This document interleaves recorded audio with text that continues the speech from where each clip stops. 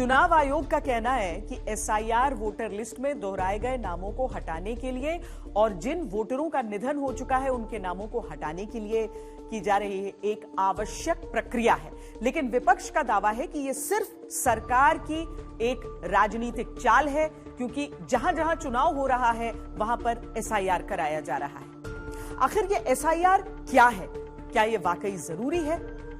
ये किया क्यों जाता है और किया क्यों जा रहा है, वो आपको दिखाते हैं। 1950 से 1960 का दौर। आजादी के बाद वोटर लिस्ट बनाना बहुत कठिन था। 1952 के चुनाव के लिए 17 करोड़ से ज्यादा लोगों का घर घर जाकर पंजीकरण किया गया। यहीं से एसआईआर जैसी गहन जांच प्रक्रिया की शुरुआत होती है। 1952 से 1956 के दौर में पहली बार सटीक वोटर लिस्ट बनाने के लिए कई जगह गहन संशोधन हुए। इनका उद्देश्य था मौजूदा वोटर लिस्ट में गलतियां हटाना और एक विश्वसनीय वोटर लिस्ट बनाना।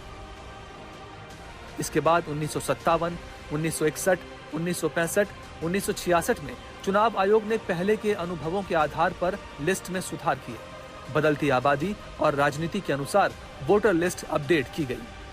फिर आया 1980 का दशक। 1983 से 84, 87 से 89 में चुनाव प्रबंधन को आधुनिक बनाने की शुरुआत की गई। बेहतर सत्यापन, शिकायतों का निपटारा और क्वालिटी कंट्रोल लागू हुआ।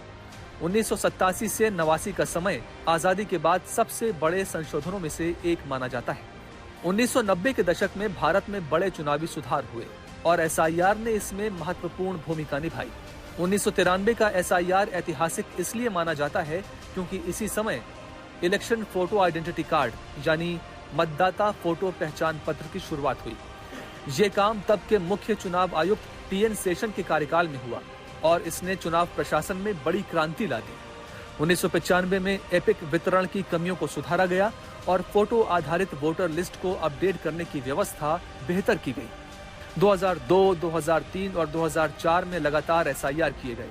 इनका उद्देश्य पिछले दशक की समस्याओं को दूर करना और नई तकनीक का उपयोग बढ़ाना था। 2002 के एसआईआर में पहली बार चुनावी डेटा के प्रबंधन में आधुनिक डेटाबेस सिस्टम, बेहतर समन्वय और गुणवत्ता नियंत्रण का उपयोग किया गया। 2003 का एसआईआर बहुत बड़ा अभियान था। इसमें कई राज्यों, खासकर बिहार में गहन संशोधन किया गया। 2004 का एसआईआर 2002 और 2003 में हुए सुधारों को मजबूत करने के लिए था। इस दौरान प्रक्रियाओं को और व्यवस्थित किया गया और उन्हें आगे की एसआईआर प्रक्रियाओं का मानक बनाया गया। असल में एसआईआर एक रिकॉर्ड अपडेटिंग सिस्टम है। सरकार का दावा है कि इसका मकसद है दस्तावेजों को एक साथ जोड़कर प्रशासनिक जानकारी को साफ सुथरा बनाना। वहीं कुछ लोगों को ये डर है कि ये एनआरसी की शुरुआत है। एसआईआर जो हो रहा है वो तो चुनाव के लिए जो वोटर लिस्ट बनेगा वो शुद्ध हो, इसलिए हो रहा है। और जिसका नाम नहीं आएगा वोटर लिस्ट में वो भी यहीं रहेगा, कोई भगाएगा नहीं। अभी डरने की कोई कारण नहीं है।